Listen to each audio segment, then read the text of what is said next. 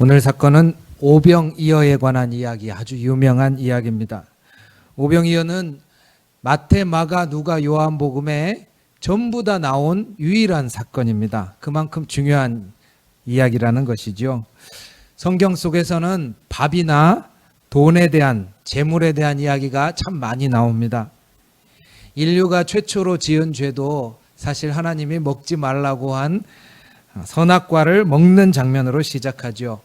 그래서 밥이나 돈에 대한 이야기, 즉 먹고 사는 이야기는 우리가 가장 중요한 이야기라고 여러분들도 생각할 것이고, 실제로 성경 속에서도 그것을 중요시하는 이유가 이것이 우리의 신앙을 망가뜨리기도 하고 어떨 때는 우리의 신앙을 잘하기도 합니다. 제가 2주 전에 씨 뿌리는 사람 이야기를 잠깐 나눴습니다만 그때 가시밭에 떨어진 씨 이야기를 혹시 기억하실런지 모르겠습니다. 가시밭에 하나님의 말씀이 떨어졌는데 그 말씀이 씨를 뿌리를 내리지 못하는, 더 크지 못하는 이유가 재물에 대한 염려 때문에 그렇다라고 적혀 있습니다. 재물에 대한 욕심이나 걱정이 있으면 신앙이 자라지 못하는 것이죠. 또 유명한 말씀 중에 하나로 잠언 30장 8절에는 아굴이란 사람이 이렇게 기도합니다. 나를 가난하게도 마시고 부하게도 마옵시고 오직 필요한 양식으로 나를 먹이시옵소서.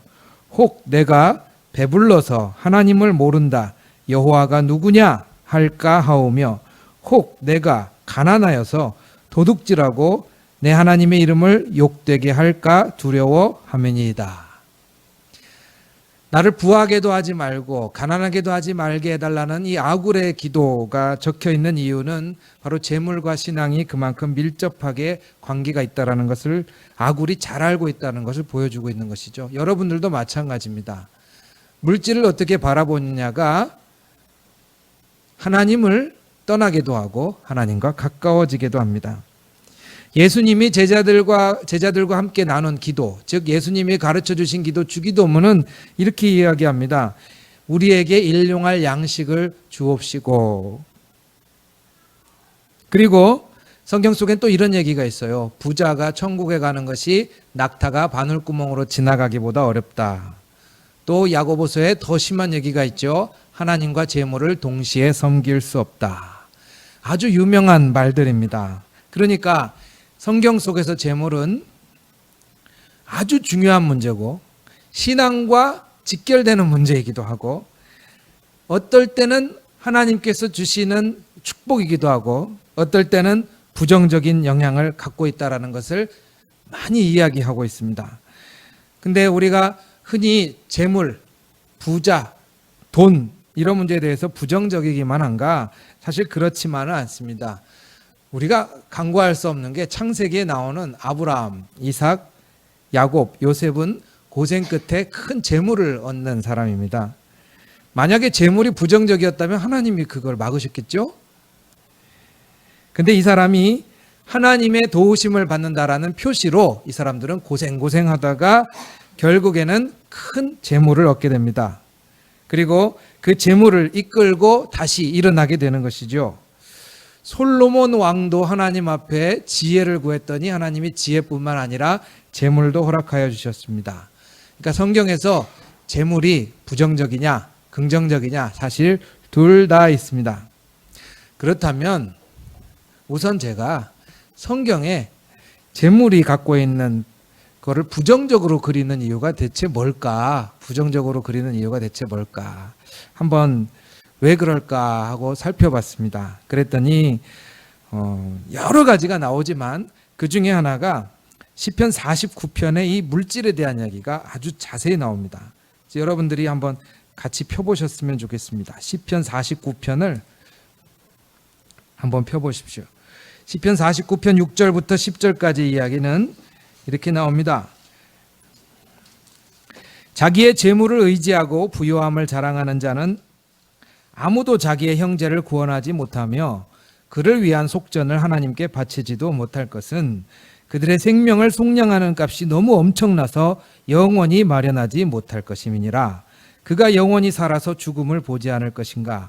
그러나 그는 지혜 있는 자도 죽고 어리석고 무지한 자도 함께 망하며 그들의 재물은 남에게 남겨두고 떠나는 것을 보게 되리로다. 이 성경에 나오는 재물의 이야기는 길게 나오지만 그 중에 제가 한 부분을 추려서 읽었습니다. 재물을 부정적으로 그리는 이유는 우리가 재물을 의지하면서 실은 하나님을 의지하지 못하기 때문입니다. 재물이 사람을 먹고 살게 해주는 것 같은데요. 그런데 사실 성경은 정말 그러냐라고 의문을 던지는 것이에요. 재물이, 내가 많이 재물을 가지면 내 생명이 온전할까? 시편, 여러분이 읽은 49편 6절부터 10절에 아주 재밌는 말은 재물을 의지하고 부유한 사람이 아닙니까, 이 사람? 근데 이 부유한 사람이 뭐라 그랬어요? 7절 말씀 보시면 자기 형제도 돌아보지 못하고 하나님 앞에 드릴 돈도 없다 그랬어요. 왜 그런가 했더니 8절 말씀에 자기의 생명을 지키는 것만도, 그러니까 쉽게 말씀드리면 재물을 의지하는 사람은 부자인데 자기가 먹고 살 것만 해도 모자라다는 거예요. 이게 이제 재물이 갖고 있는 속성이에요. 그래서 성경이 그것을 부정적으로 그리고 있어요. 재물은 자기가 먹고 살기만 하는데 풍성할 것 같은데 재물은 오히려 가지면 가질수록 자기가 쓰고 먹고 하는데 바빠서 다른 사람이나 심지어 하나님께 드릴 것조차도 부족하다고 느끼게 한다. 그리고 이 재물이 갖고 있는 것이 사람의 마음과 인격을 변하게 하는데, 그런데 문제는 사람이 죽는다는 겁니다. 그래서 결국 10원도 자기가 가지고 가지 못한다라는 것을 누구나 안 다음에는 후회한다라고 오늘 시편이 또 얘기하고 있는 것이죠. 성경에서 재물을 부정적으로 그리는 이유가 그겁니다. 돈이 나를 지켜줄 것 같은데, 꼭 그게 있어야 될 것 같은데, 문제는 이 돈이 내가 안정적으로 되는데 꼭 필요한 것 같지만 사실은 얼마만큼 벌어야 이게 멈춰야 될지를 우리가 알 수 없기 때문에 계속 재물을 모으고 쌓다가 끝난다라는 게 이제 성경에서 우리에게 주는 경고입니다. 그래서 사실은 돈이 많은 것과 부자, 풍성한 것은 다릅니다. 근데 사람들은 돈이 많이 있으면 내가 여유와 풍성함을 가질 줄 알고 그것을 쌓아두죠. 성경에서 사실 가장 부정적으로 얘기하는 것은 뭐냐면 재물을 특별한 목적, 특히 하나님께서 재물에 대한 목적들을 갖고 계신데 그 재물에 대한 목적 없이 그냥 내가 안정적이기 위해서 계속 저축하는 행위를 성경에서는 제일 부정적으로 봅니다. 그렇게 될 때에 사람이 자기 영혼을 돌보지 못한다라고 이야기를 하고 있는 것입니다. 오늘 오병이어 사건으로 잠깐 돌아가 보겠습니다. 오병이어 사건은요, 배고픈 사람들에게 밥을 어떻게 할 것인가 라고 하는 질문입니다. 제자들이 예수님한테 물어봐요. 예수님, 말씀 듣다 보니까 이 사람들이 밤늦게까지 이렇게까지 산에 올라왔는데 이 사람들 배고픈데 마을에 다시 가서 밥 사 먹고 오게 합시다. 예수님이 하신 말씀이 그럴 것 없다. 내가 주겠다 이렇게 하셨어요? 아닙니다. 잘 보십시오. 내가 주겠다 하시지 않았어요. 너희들이 줘라. 예, 너희들이 줘라 그랬어요. 제가 제자였으면 깜짝 놀랐을 말입니다. 자, 여기서 이제 제자들의 헷갈림과 우리의 헷갈림이 있는 것이죠. 우리는 주님, 만약에 우리한테 재물을 허락하여 주시면, 풍성한 재물을 허락하여 주시면 우리가 그것을 갖고 도와줄 수 있을 겁니다. 이렇게 기도를 하기 마련인데 예수님이 그럴 것 없다. 너희들이 그냥 줘라. 이렇게 얘기를 해요. 그러니까 사실은 제자들을 가르치는 말씀입니다. 제자들에게는 지금 뭐가 있냐면, 주님, 제가 지금 손에 보니까 떡 5개와 물고기 2마리가 있어요. 이거 갖고는 한 사람이 겨우 먹어요. 오병이어 사건이 요한복음 6장에도 나오는데 여기에는 구체적으로 나와요. 한 아이가 도시락을 싸왔는데 아이가 물고기 2마리와 떡 5덩이를 가져왔어요. 그러니까 아이가 겨우 먹을 정도 양이 딱 그 정도 양이라는 겁니다. 자, 예수님은 제자들을 가르치십니다. 우리도 가르치십니다. 우리는 일상적으로 평범하게는 늘 내 손에 얼마가 있는가를 계산합니다. 내 손에 얼마가 있고 통장에 얼마가 있고 그것이 얼마만큼 쌓였을 때 어떤 일을 할 수 있겠구나. 근데 예수님은 너희들이 먹을 것을 주어라라고 말씀하십니다. 가진 게 없는데요. 가진 게 없는데요. 라고 제자들이 대답하겠죠. 그런데 예수님이 결국 보여주신 것은 그 떡이 사람들이 먹고 배부르게 남을 정도가 되는 것을 보여주셨습니다. 예수님이 보여주시고자 하는 것은 무엇이었을까? 제자들은 늘 재물이라는 것을 그 양과 수량에 매여서 자기의 능력을 그것으로 평가하곤 하는 우리에게 다른 시각을 보여주시는 거죠. 더 쉽게 말씀드릴까요? 성경 속에서 예수님이 보여주시고자 하는 재물은, 그리고 성경에서 나오는 재물은 그것을 쌓아두고자 하는 사람에게는 바람같이 흩어져 가는 것이지만 분명한 성격은 이것이 강물처럼 흐름이 있기 때문에 그 흐름에 우리가 같이 올라타 있을 땐 우리는 말할 수 없는 풍성함을 경험하게 된다라는 것입니다. 그렇다면 그 흐름에 올라탄다는 것의 반대말은 뭐라고요? 쌓아두는 것. 내가 이만큼을 쌓아둬서 뭔가를 하겠다 그러면 영원히 그날은 오지 않고 오히려 사실은 그것이 근심이 됩니다. 그러나 재물은 나로부터 밖에서부터 나에게 와서 또 흘러갑니다. 그것을 보여주는 사건이 오병이어입니다. 재물은 사람이 땀 흘려서 버는 것 같지만 하나님의 은혜입니다. 어떤 사람은 재물을 버는 은혜가 있고요. 어떤 사람은 재물을 쓰는 은혜가 있습니다. 이것은 하나님의 역사입니다.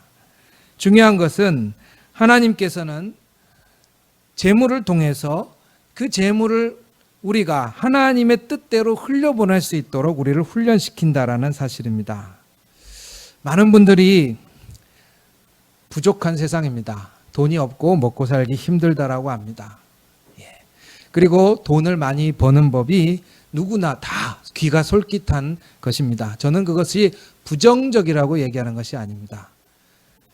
저는 그 방법, 우리가 돈을 많이 버는 방법이 아니라 나를 통하여서 그 돈이 하나님의 뜻에 맞게 흘러가고자 하는 그 기도를 여러분이 드리셨으면 하는 그것을 덧붙이라는 말씀입니다.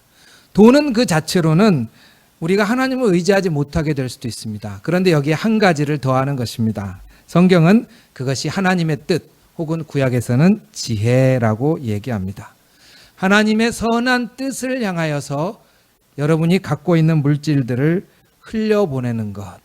그럴 때 우리가 손에 있는 것이 작다 하더라도 그것은 놀랍게 풍성하게 우리를 역사합니다. 제가 외국에서 잠깐 선교단체에서 선교훈련을 받는 동안에 한 청년을 만났습니다. 지금은 그분이 목사님이 되 계신데 그 청년은 참 당돌한 일을 하고 있었습니다. 청년이 일단 계획한 것은 그 대학교에서 이제 ROTC를 하다가 군대 장교를 하고 나니까 돈이 한 2천만 원이 생겼대요. 자기가 한 2천만 원이 생겼는데 그 돈을 세계 일주를 하는데 써야겠다고, 그래서 세계 일주를 하기 시작했습니다. 세계 일주를 하다 보니까 자기가 돈이 없어서 그 추운 나라는 잘 못 가겠고 더운 나라, 추운 나라는 보통 물가가 비쌉니다. 그래서 더운 나라를 가야겠다 생각해서 더운 나라 쪽으로 적도를 중심으로 세계 일주를 하다가 저를 만났습니다. 근데 더운 나라들 집집마다 이렇게 하룻밤 의탁하고 돈이 좀 생기면 여관에 가서 자고 이런 식으로 여행을 하다 보니까 이 사람들이 하나같이 똑같이 고생하는 게 하나 있더랍니다. 그게 뭐냐면 모기를 물리고 있었다는 거죠. 그 모기 때문에 어떤 데는 말라리아에 걸리고 어떤 데는 황열병에 걸리고 또 더 심한 병에 걸리고 이런 식으로 모기 때문에 엄청나게 많이 고생한다는 것을 알고 이 청년이 아주 당돌하지만 재밌는 꿈을 꿨습니다. 자기가 한 나라에 거기 가서 자기가 갖고 있는 돈을 갖고 모기장을 사서 많이도 아니고 나눠줄 수 있는 만큼만 나눠주자. 그래서 모기장을 첫 나라, 자기가 그 나눠주기 시작한 첫 나라가 인도네시아인데 인도네시아에서 모기장을 3사람한테 나눠줬습니다. 인도네시아에서 모기장은 비싸지 않습니다. 딱 3장을 살 정도 돈이 있었던 거죠. 그리고 그것을 사서 나눠줬습니다. 그리고는 그가 이제 거의 한 바퀴를 돌아서 남미를 지나서 다시 호주 쪽으로 왔을 때 파푸아뉴기니에서 그가 나눠준 모기장은 몇 장이었을까요? 10만 장이 넘습니다. 그럼 이 사람은 세계 일주를 하는 동안에 돈이 생겼을까요? 돈을 벌었을까요? 예. 처음에 인도네시아에서 시작했던 그 3장의 모기장이 점점 입소문을 타게 됩니다. 특히 우리나라 극동방송에서 이 청년이 모기장을 나눠주는 특이한 사역을 한다고 보도를 하기 시작해서 그것이 한국에 또 알려집니다. 그랬더니 우리나라에서 돈이 있는 사람들이 그 모기장을 사서 나눠주라고 청년에게, 전도사님에게 돈을 붙여주기 시작했습니다. 돈이라는 건 하나님의 은혜로 주시고 밥이라는 건 하나님이 은혜로 주시는 것입니다 라는 걸 오늘 오병이어 사건은 보여주면서 동시에 우리가 그 방향에 맞게 흘려보낼 때 우리는 놀라운 풍성함을 경험할 수 있게 된다는 것을 첫 번째 얘기해 주는 겁니다. 두 번째로는 또 우리 가운데 부유한 사람들이 있습니다. 특히 이 서초 강남 지역은 우리나라에서 굉장히 부유한 지역이죠. 그러면 이 부유함은 어떻게 된 것인가? 이 부유함은 하나님께서 그 사람에게 맡아 쓰도록 맡겨주신 것이라는 것을 성경은 보여줍니다. 그 얘기는 뭐냐면 자기가 붙들고 있어서는 답이 나오지 않는다라는 얘기입니다. 이것을 붙들고 있으면 어떻게 해야 될지 우리는 알지 못합니다. 그런데 성경에서 보여주는 것은 그 사람이 놀 줄 알게 될 때에 비로소 물질이 가치를 지니게 된다라고 말하고 있습니다. 이것을 한마디로 성경에서는 맡은 자, 청지기의 정신이라고 이야기를 하고 있습니다. 정지기는 자기가 돈을 씁니다. 그러나 그 돈은 자기의 것이 아닙니다. 정지기는 자기가 많은 돈을 가지고 사용하고 있지만 그것이 자기가 애써서 쓰고 있음에도 불구하고 언젠가 자기 손을 떠날 것이라는 것을 알고 있습니다. 성경에서 물질이라는 것에, 재물이라는 것에 우리가 휩쓸리지 아니하고 그 방향에 맞게, 하나님의 뜻에 맞게 쓰는 방법 중에 하나는 우리는 계속해서 소유, 이것이 내 것이라는 것과 이것이 흐름이라는 것 사이에서 갈등하지만 결국 내가 놓아버려야 할 흐름이라는 것을 인정하게 하는 것에 큰 비중을 두고 있습니다. 오병이어는 그렇습니다. 서로 싸워서 열심히 싸워서 이긴 사람에게 이 떡 주겠습니다 라는 것이 세상의 이치라면 우리는 예수님이 공짜로 떡을 나눠주는 사건 앞에서 갑자기 황당해집니다. 이 세상을 이 악물고 살아야 되는 세상인데 예수님은 먹을 걸 공짜로 줬으니 말이죠. 그 속에서 우리가 아둥바둥하면서 살던 내 모습이 좀 무색해지기도 합니다. 그러나 동시에 잊을 수 없는 건 매일매일 은혜를 받으면서 사는 모습을 예수님이 보여주셨다라는 겁니다. 여러분이 오늘 누리는 물질은 하나님의 은혜입니다. 두 번째, 하나님의 것이기 때문에 그것이 내 것이 되지 아니하고 나를 통해서 하나님의 뜻의 방향대로 흘려보낼 때 비로소 풍성함, 부유함은 그때서야 오게 됩니다. 세 번째, 물질은 신앙과 밀접합니다. 예수님은 너희들이 주어라 라고 이야기했습니다. 이것은 돈이 많고 적음을 얘기하는 게 아닙니다. 제자인 여러분이, 제가 재물을 어떻게 보고 있느냐를 물어보시는 겁니다. 여러분에게 재물은 무엇입니까? 하나님의 일을 할 수 있게 하는 능력입니까? 아니면 세상에서 내가 나의 존재를 증명하는 표입니까? 나의 존재를 증명하는 표라면 여러분보다 훨씬 더 돈을 많이 버는 사람들 앞에서 우리는 주눅이 들 수밖에 없습니다. 그러나 내가 이 세상에 가장 크신 하나님의 재물을 전달하는 청직이라면 이야기는 달라집니다. 나는 많이 소유하지 못했지만 하나님께서 나를 통하여 쓰시는 재물을 여러분들이 경험하게 될 것입니다. 그것이 바로 하나님의 기적인 것입니다. 하나님께서 사랑하시는 여러분을 통해서 이제 재물이 하나님의 뜻에 맞게 흘러가기를 주님의 이름으로 축원합니다. 여러분들이 누리고 있는 것에서 하나님의 은혜라는 부분을 놓치지 않기를 주님의 이름으로 축원합니다. 여러분이 이 세상에서 살다가 이 세상에서 하나님을 만날 때에 하나님께서 여러분을 통하여서 건져진 많은 생명으로 인하여서 여러분을 통하여서 배가 채워지는 많은 사람들을 인하여서 기뻐하시기를 주님의 이름으로 축원합니다. 같이 기도하겠습니다.